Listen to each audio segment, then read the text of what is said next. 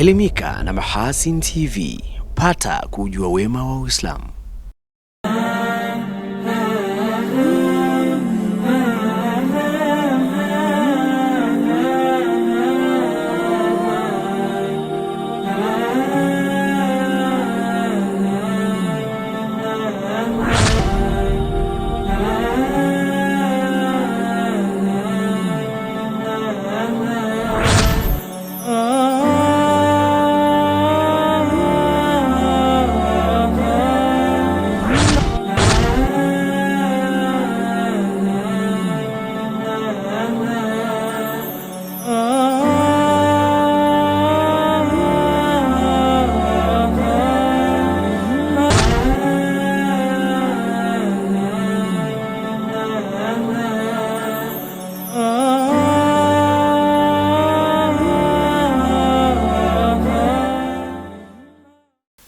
Assalamu alaikum wa rahmatullahi wa barakatuh. Haligani mtazamaji wa Mahasin TV popote pale ulipo, karibu katika jahazi la wiki Eid special.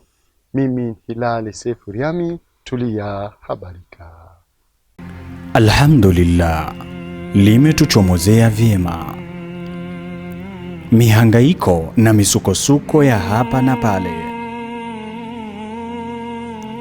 tukiambaambaa pande na kona zote za dunia, lengo likiwa ni moja tu: kukukusanyia na kukuhabarisha yote yaliyojiri kitaifa na kimataifa.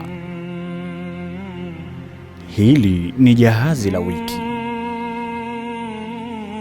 tulia habarika.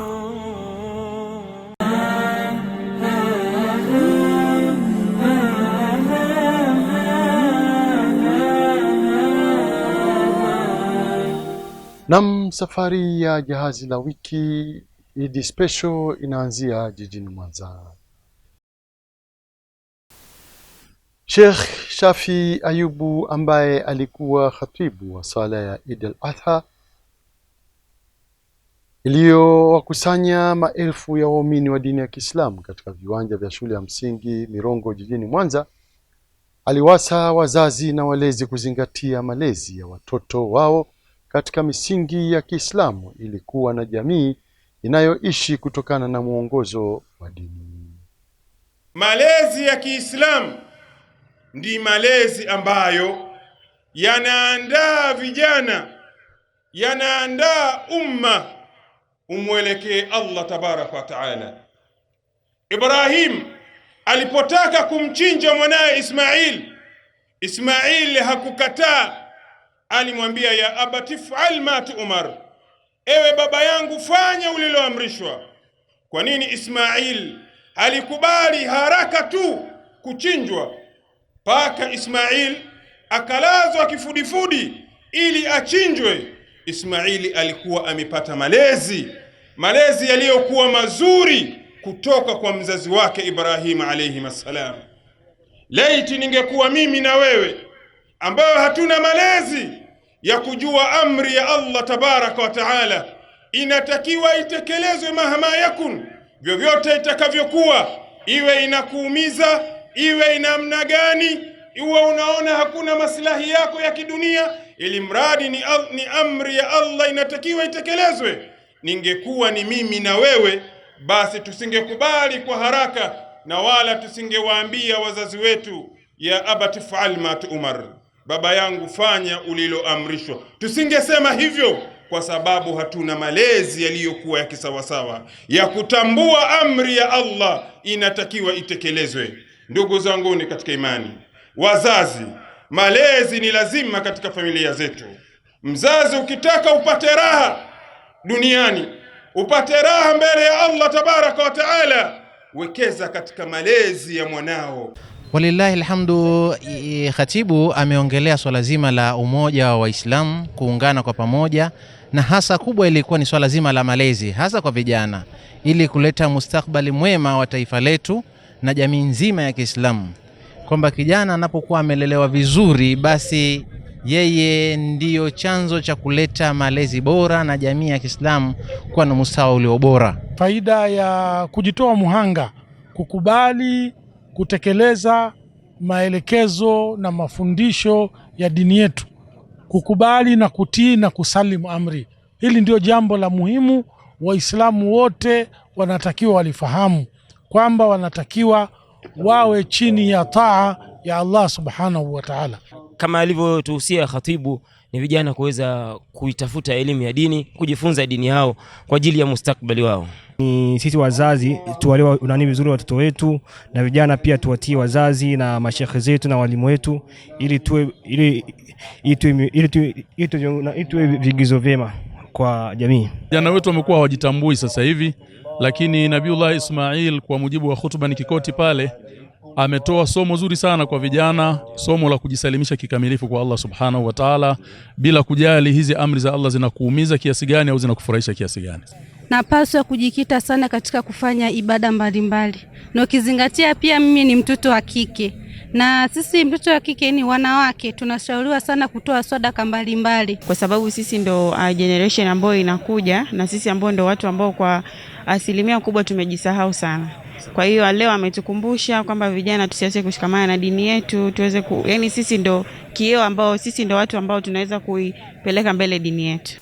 Waumini wa dini ya Kiislamu pamoja na viongozi wa dini na serikali walikusanyika katika eneo la Miomboni mkoani Iringa kushiriki ibada ya swala Eid al-Hajj na kushuhudia ufunguzi rasmi wa Masjidi Faraj, tukio lililoambatana na dua maalum ya kuombea waanzilishi wa ujenzi wa msikiti huo. Saadi Suleiman anaarifu zaidi. Mamia ya waumini wa dini ya Kiislamu mkoani Iringa wameshuhudia ufunguzi wa Masjidi Faraj uliopo Miomboni na kushiriki ibada ya swala ya Eid al-Adha kwa mara ya kwanza mara baada ya ukarabati mkubwa uliofanywa na AS Abri Trust Fund.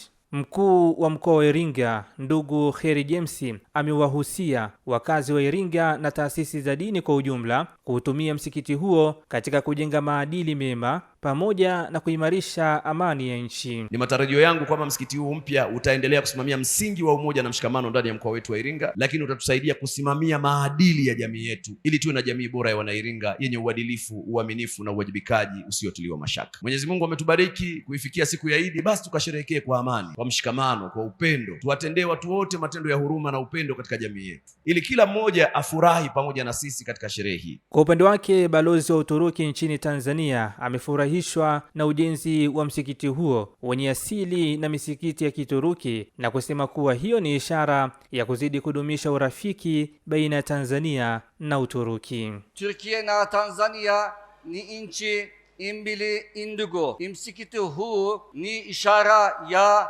undugu wetu. Tunataka kuona uhusiano wetu ukiendelea zaidi katika maeneo yote. Leo tunafungua masjidi, lakini pia tunafungua mlango wa matumaini, afya, heshima na mustakabali bora kati ya nchi zetu. Niwapongeze sana wale wote ambao walipewa dhamana ya kusimamia ujenzi wa msikiti huu. Familia hizi zimefanya kazi kubwa nzuri, zimehakikisha mji huu umepata msikiti mkubwa wenye muonekano wa kipekee, lakini pia ambao ni Masjid al-Wasa, una nafasi ya kutosha, watu wanaenea juu, wanaenea chini, ni jambo la kumshukuru Mungu sana. Lakini pia kipekee msikiti huu umebadilisha mandhari ya mji wetu. Sasa naona wananchi wanatumia na picha za msikiti kama alama ya Iringa. Naye Sheikh wa mkoa Iringa ambaye pia ni mwenyekiti wa taasisi ya The Norain, Sheikh Saidi Ahmed Abri, ameelezea historia fupi ya eneo hilo la Miomboni. Vile vile ameongoza dua maalum. Tumuombee kaka yetu Jaafar aliyoanza msikiti huu kujenga, yeye na watoto wa kaka yake na watoto wake. Anaumwa kidogo, tumuombee afya, alipenda kuwa na sisi. Allahumma shfi akhina, Allahumma shfi wa afihi wa ruddu saliman ghanima. Mwenyezi Mungu amjaze kheri, mzee Jaafar arudi salama, afurahie matunda aliyoyafanya hapa. Pia tunamuombea rehema na malazi mema kaka yetu mzee Faraj, Mwenyezi Mungu amrehemu. Nikiripoti kutoka hapa mkoani Iringa, mimi ni Saadi Suleiman, Mahasin TV. Katika Masjidi Furkani iliyopo eneo la Kihesa mkoani Iringa, waumini wa dini ya Kiislamu walihusiwa kuitunza neema ya amani ambayo ndio msingi mkubwa unaowezesha binadamu kutekeleza maamrisho ya Allah subhanahu wa ta'ala, wa kufanya ibada mbalimbali pamoja na kupata muda wa kutafuta riski halali. Ndugu zangu Waislamu, al-amnu, amani ambayo Mwenyezi Mungu Subhanahu wa Ta'ala aloingiza katika nafsi zetu, ya kwanza kabisa alituingizia amnul qalb, amani ya moyo. Ndio amani pekee na ndio njia pekee au ndio msingi wa mtu kuleta amani zingine. Lazima uwe na amani ya moyo kwanza. Al-amnul qalbu huwa imanuhu wa rusukhuhu fi ma'rifati al-haq. Imani ya moyo kwanza ni mtu kujawa, amani ya moyo ni mtu ajaze moyo wake kwa imani ya Mwenyezi Mungu Subhanahu wa Ta'ala. Amwamini Mwenyezi Mungu na ajikite katika ibada, awe mcha Mungu. Hapo atakuwa na imani ya moyo. Moyo wake pia uwe unatambua maarifa sahihi ya kuijua haki na kumjua Mwenyezi Mungu na kujua dini yake inataka nini. Hiyo ndo amani ambayo Mwenyezi Mungu Subhanahu wa Ta'ala ametufundisha na akaiweka katika nyoyo zetu. Mtu huyu anakuwa ni sawa sawa na mtu alomiliki dunia yote pamoja na pembe zote za dunia ameimiliki. Kwa sababu gani? Ana amani ya nafsi, ana amani ya mwili, hana maradhi, ana chakula cha kumtosha yeye mwenyewe.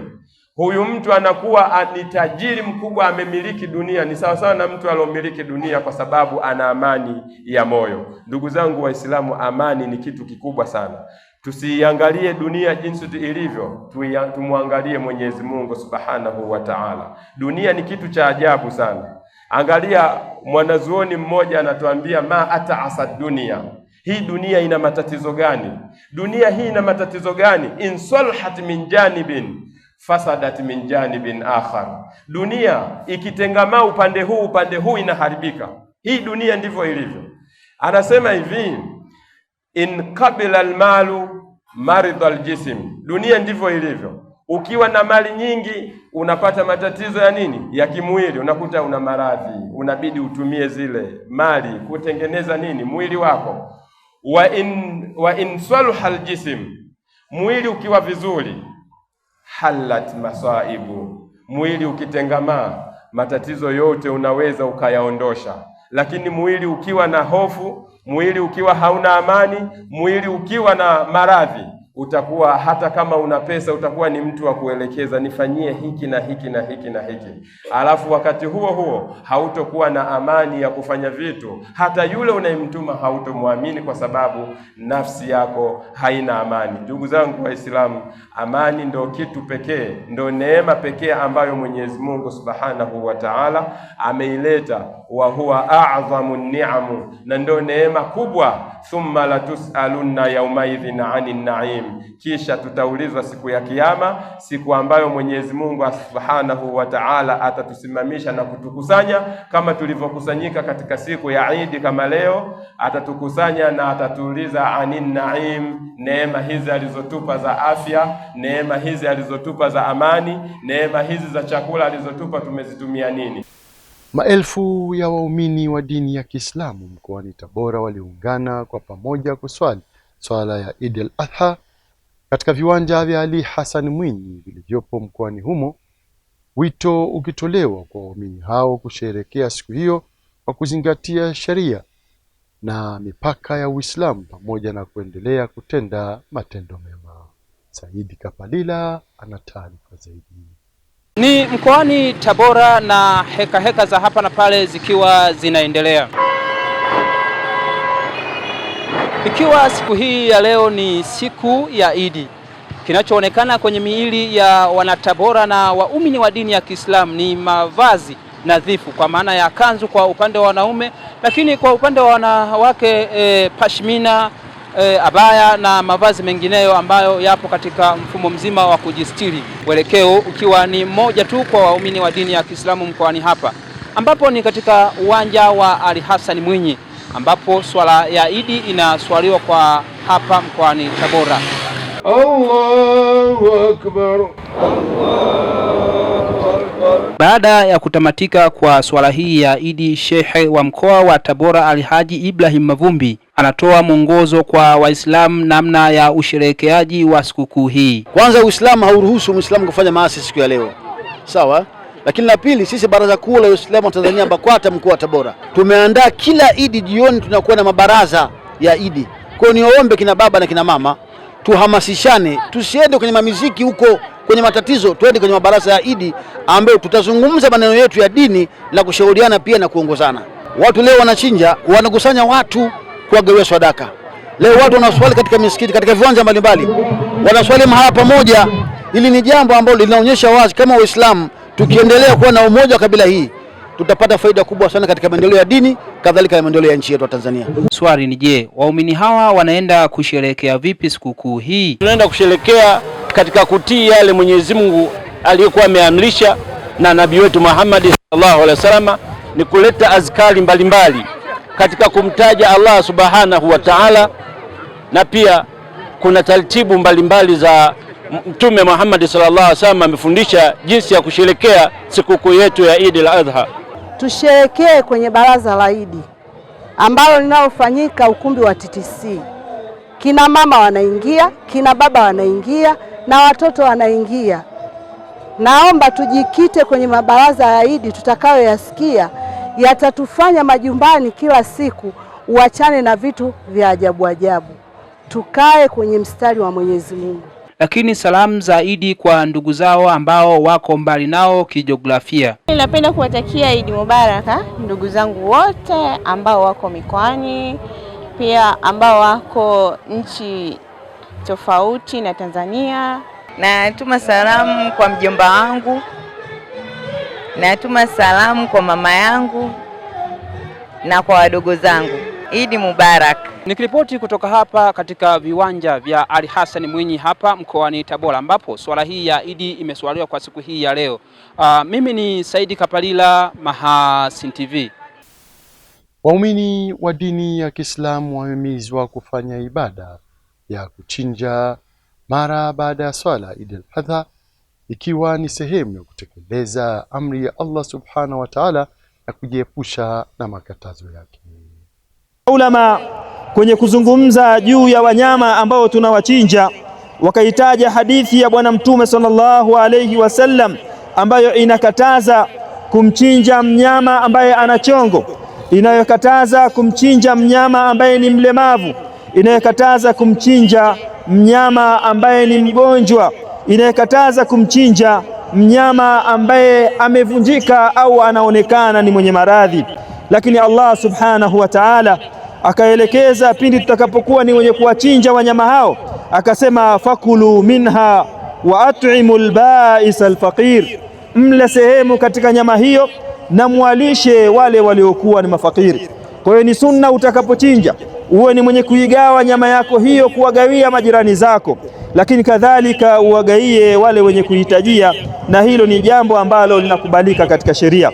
Wayajudhu aidan ibadallah idkhari luhum al-adahi, na inafaa kadhalika ndugu zangu katika imani kuweka nyama hizo kwa ajili ya kuzila kwenye nasiku mara baada ya kumalizika ayami at-tashriq.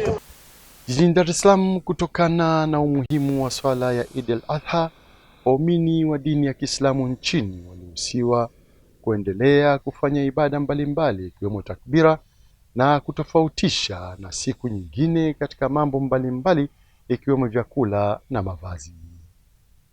Zanguni Waislamu, Mtume anasema siku hii tutakuthirisha sisi takbir na tahmid na tahlil, yani Allahu akbar, Allahu akbar walillahi alhamd, Allahu akbar, Allahu akbar kabira wa subhanallahi bukratan wa asila, la ilaha illa Allah wahdahu la sharika lah, Allahu akbar walillahi alhamd.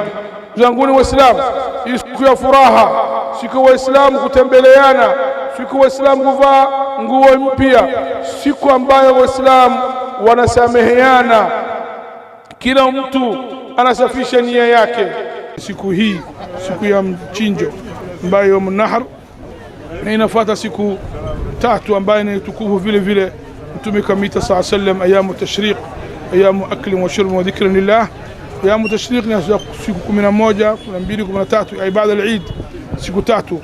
Mtume kasema sallallahu alayhi wasallam siku hii siku ya kutaja Allah Taala na kula na kunywa, sio siku ya somo. Hata somo hairuhusiwi isipokuwa mtu yuko haji yake kuwa tamattu au qiran kisha amekosa ya kuchinja, huyo atafunga siku tatu hii na siku 7 atamalizia, siku inarudi kwake, itakuwa siku 10 afunge huyu. Kumewekewa sunna na masharti ya kuchinja. Kwa hiyo ili kichinjwa kiongezeke thamani na mtu apate thawabu zaidi, basi mtu ajilazimishe na kushikamana na zile sunna. Sunna ya kwanza ya kuchinja ni kumwelekeza mnyama kibla wakati unamchinja. Lakini pili, sunna ya pili ni kuhakikisha kwamba kisu unachotumia kumchinjia ni kikali ambacho hakitompa maumivu makali, kwa sababu yule ni mnyama unayemchinja. Kwa hiyo kisu kikiwa kikali kitamchinja mara moja na kuhakikisha kwamba yule mnyama anapoteza uhai kwa haraka. Kwa taarifa hiyo tupate mapumziko mafupi, na tutarejea hapa kuangazia jahazi la wiki Eid Special. Hii ni Mahasin TV, pata kujua wema wa Uislamu.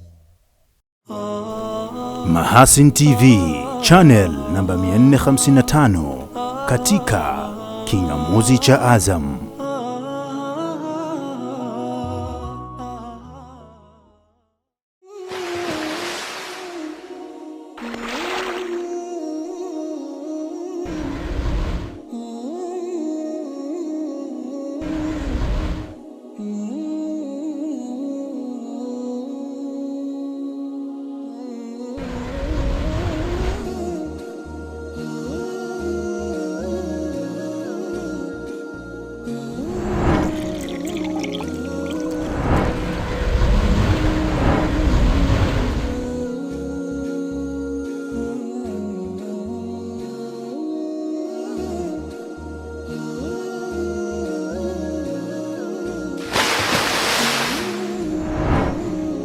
Kunywa maji safi na salama ya uhai. Bidhaa bora ya Bakhresa.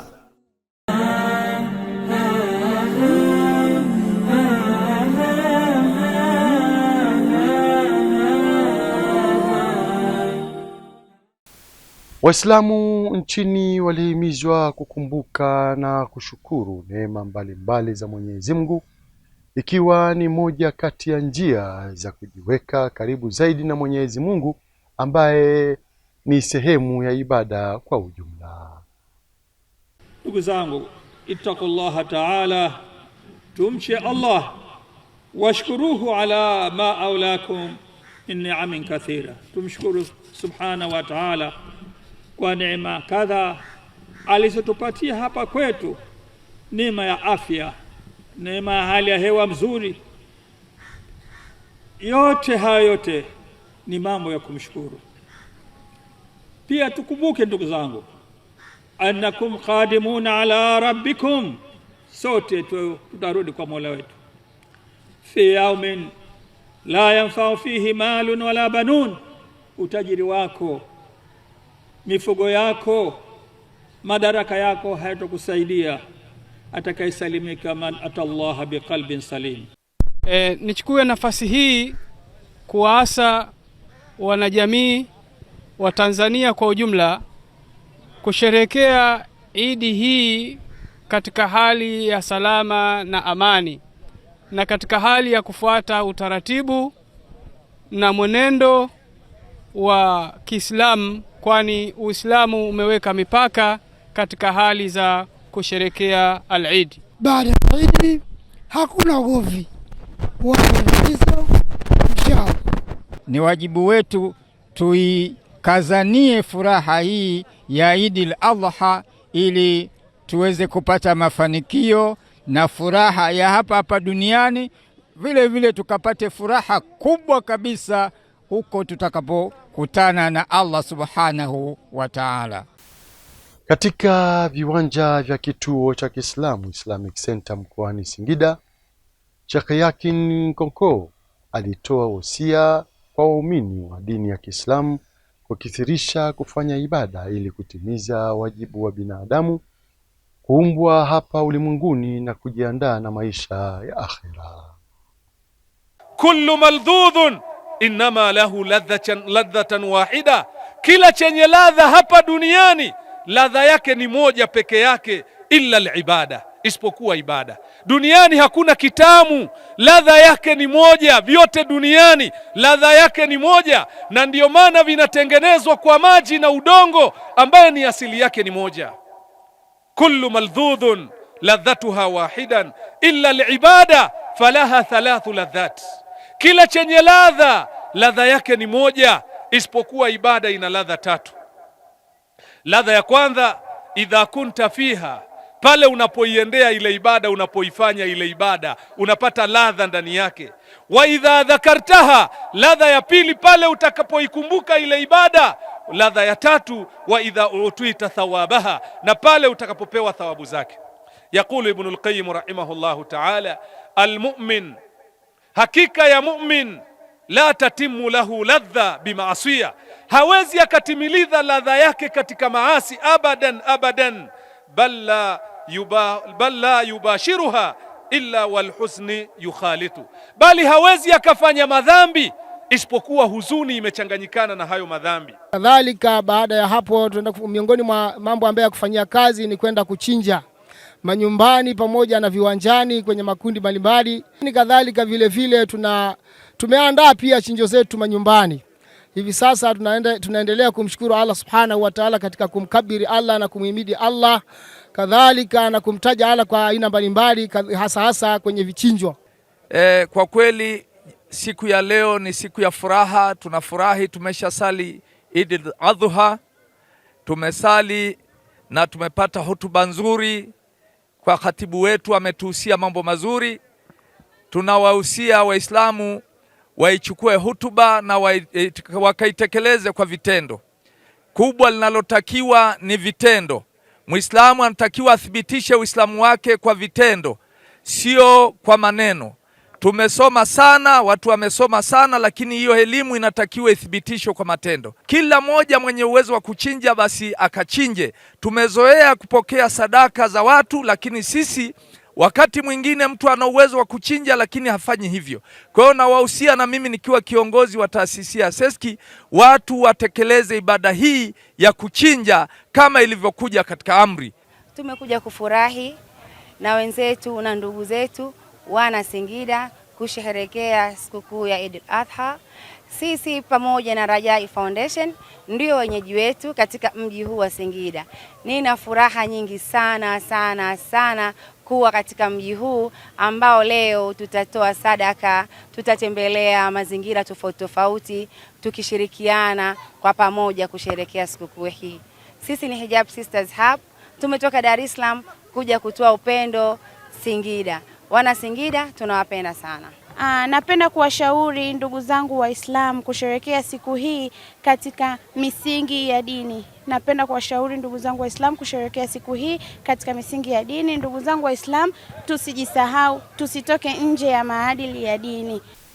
Taasisi ya Direct Aid yenye makao yake makuu nchini Kuwait kupitia tawi lake la Arafa mkoani Singida ilitoa sadaka ya nyama kwa wanufaika zaidi ya 20,000 kutoka vijiji 23 ya mkoa huo, ikiwa ni sehemu ya kutekeleza ibada ya kuchinja katika sikukuu ya Eid al-Adha.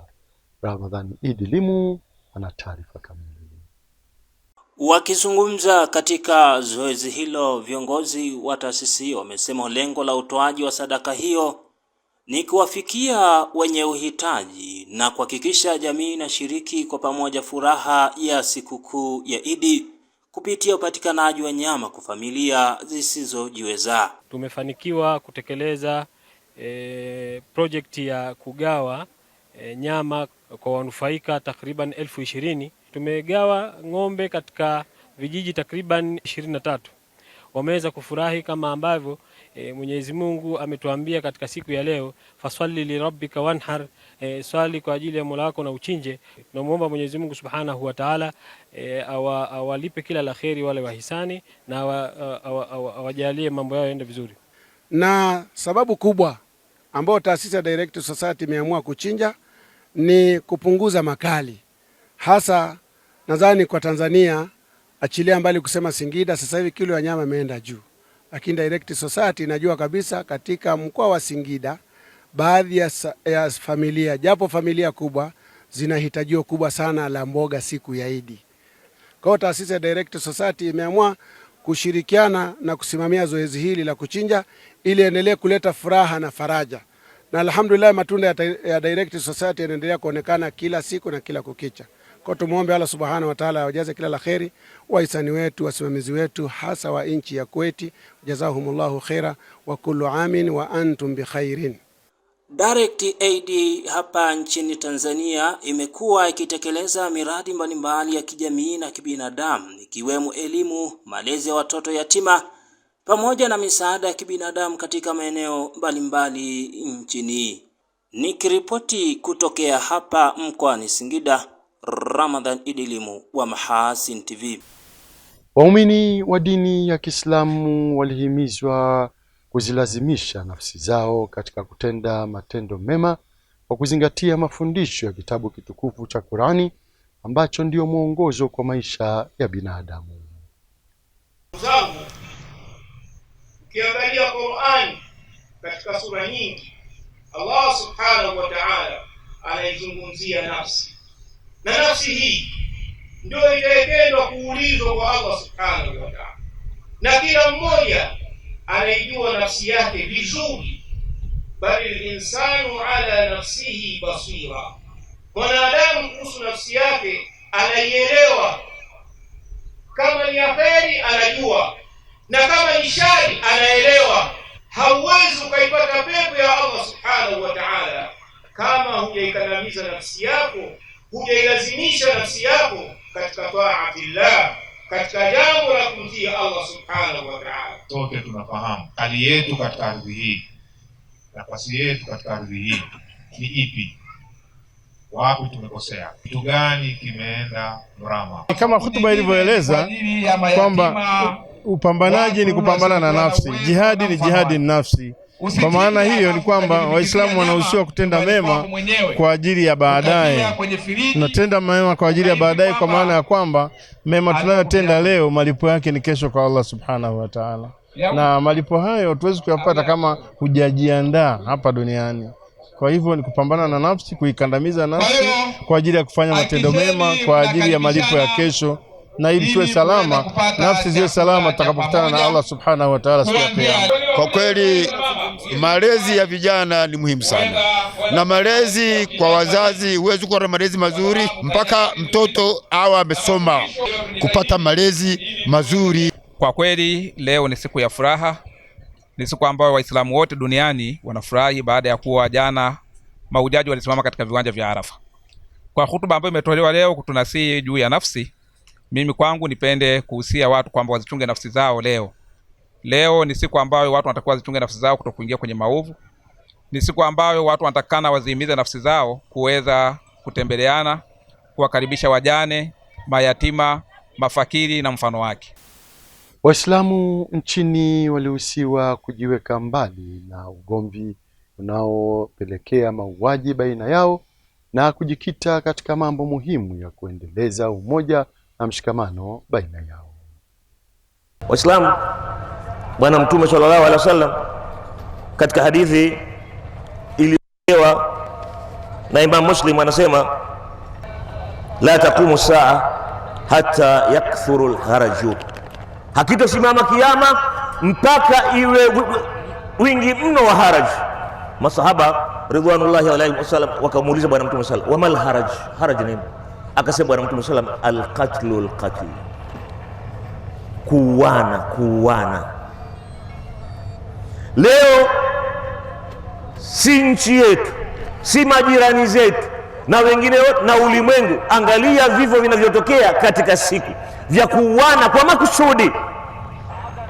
Naweza kusema kuna vifo vya bahati mbaya, watu wamekosana, wapigana vita wakauana kwa bahati mbaya, lakini hivyo vita vinafanywa na watu wanauana kwa makusudi. Sasa hii inaonyesha nini? Kwamba Bwana Mtume sallallahu alaihi wasallam aliposimama katika Hajjatul Wadaa anatuhusia sisi umma wake, hili swala la kutoana damu, la kuuana ni swala zito mno, tusilichukulie wepesi Waislamu. Jijini Mwanza, taasisi ya Salama kwa kushirikiana na taasisi ya Ihsani Seko zilizopo jijini Mwanza zilitoa misaada ya chakula na mavazi kwa watoto wa markazi Nyamatongo, wito ukitolewa kwa jamii kuendelea kuyashika mkono makundi ya watu wenye uhitaji. Leo tukishirikiana na ndugu zetu wa Ihsan Cycle tumejumuika hapa katika hii markaz kuweza kufikisha kile tulichojaliwa kwa watoto wetu hawa ili na wenyewe waweze kusherekea kama tulivyoamrishwa kwenye Qur'ani kwamba tusaidie wenzetu ili na sisi tuweze kusaidiwa na Mwenyezi Mungu. Hilo hasa ndilo lengo letu. Tumekuja katika markazi hii, tumeitwa, tumekubali mwaliko kwa kipindi kizuri kama hichi cha Dhulhaji kuja kuwatembelea watoto, kuwapa furaha, kujumuika nao pamoja katika faraja. Alhamdulillah, tunamshukuru Allah, tumefika salama. Tunawakaribisha na ndugu zetu wengine wote tujumuika katika hizi harakati. Tunamshukuru Mwenyezi Mungu kwa kuweza kulitimiza hili, lakini pia tuna harakati zingine nyingi ambazo tunaendelea kuzifanya. Hivyo basi tunatoa wito kwa wadau wetu ambao wanatushika mkono na ambao wanaendelea kutushika mkono wasichoke, lakini pia kwa wadau wengine ambao wanaweza kutushika mkono ili tuweze kuendelea kufanya hizi harakati. Kama vijana tuliokuwepo katika Ihsan Cycle, tunaomba kama kuna vijana wengine wanatuangalia au wanatuona, watu support na tunawakaribisha. Tunawashukuru wafadhili wa kuweza kutufadhili sisi kwa kutuletea mahitaji, na pia tunahitaji mahitaji mengine kama vitabu, madarasa, majengo ya kukaa. Tulikuwa tunapata tabu kukaa kwenye maradhi. Wale mnaotutazama, tunaomba mtusaidie sisi chuo cha Tauhid Islami ya Nyamatongo. Tumesaidiwa na wamama mbalimbali hapa hivi vitu, lakini bado uhitaji wetu unatakiwa kuongezeka kwa sababu madarasa ya kusomea ni machache, vitu vya kujifunzia hatuna na vinginevyo, mfano madaftari, vitabu na kadhalika.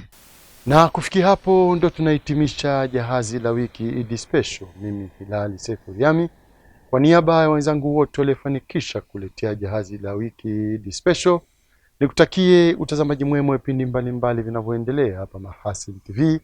Pata kujua wema wa Uislamu. Billahi taufik. Wassalamu alaikum warahmatullahi wabarakatuh. Asante na kwaheri.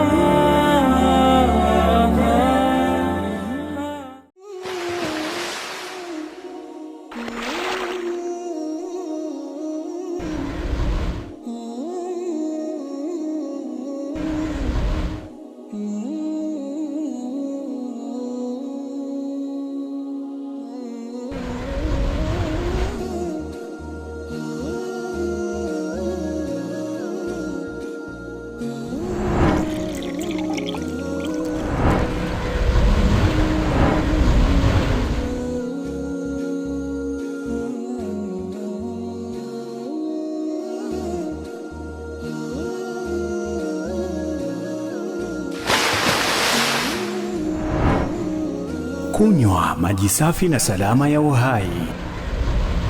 Bidhaa bora ya Bakhresa.